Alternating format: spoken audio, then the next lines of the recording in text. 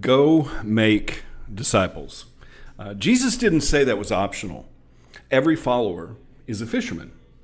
So the question today is, are you fishing for people or are you just throwing rocks in the water?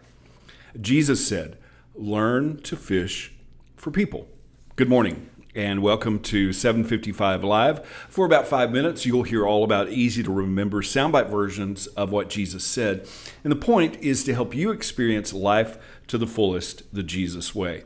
Today's Jesus said comes from Matthew 4:19, and we're also going to read verse 20 today in the NET translation.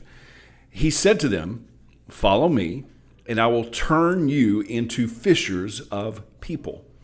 They left their nets immediately and followed him.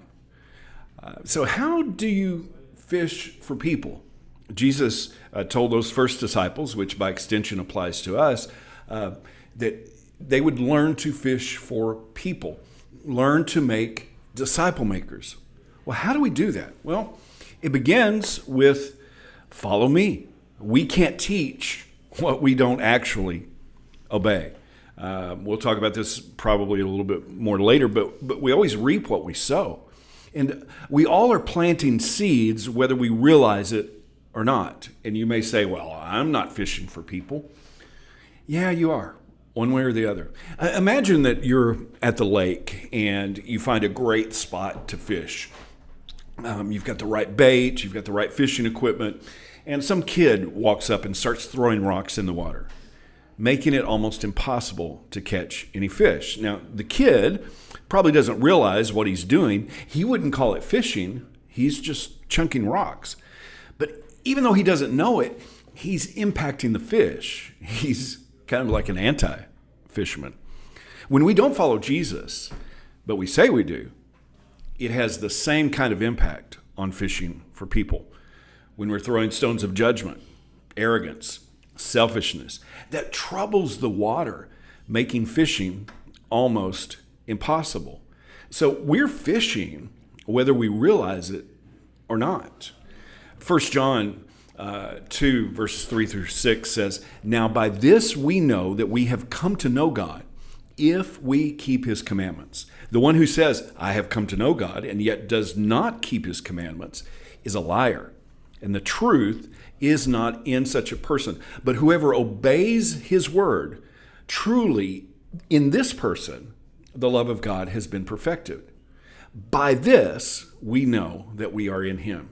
The one who says he resides in God ought himself to walk just as Jesus walked." That's pretty powerful from a perspective that there's a lot of people who say they follow Jesus, but are we really walking like Jesus walked? Are you walking as Jesus walked? We reap what we sow. So you are making disciples, one way or another. Learning to fish for people means that you are following the ways of Jesus, but you are planting seeds and making an impact whether you realize it or not. People are watching. People are following. Are we leading them by following Jesus, or are we leading them by saying we follow Jesus, yet throwing the wrong kind of stuff in the water? We're all disciple makers. We're either fishing for people or scaring them off. In Matthew 23, verse 15, Jesus is talking to the Pharisees, and he says, "Woe to you, experts in the law, and you Pharisees, you hypocrites. You cross land and sea to make one convert, and then when you get one, you make him twice as much a child of hell as yourselves." You see, you don't convert people by having all the rules and regulations right. You don't convert people by being against something. And you don't convert people so they can be discipled. You disciple people so they can be converted. And it all starts with following Jesus yourself. As you obey his commands and follow his example, you become a disciple maker. It's our identity in Jesus. Every follower is a fisher, and you can't be one without the other. And Jesus said, learn to fish for people. How can you put that into action today? Well, It starts with follow me, follow Jesus, do what he said. Thank you so much for listening. If this is meaningful to you, it really means a lot to me if you like it, if you share it, if you comment.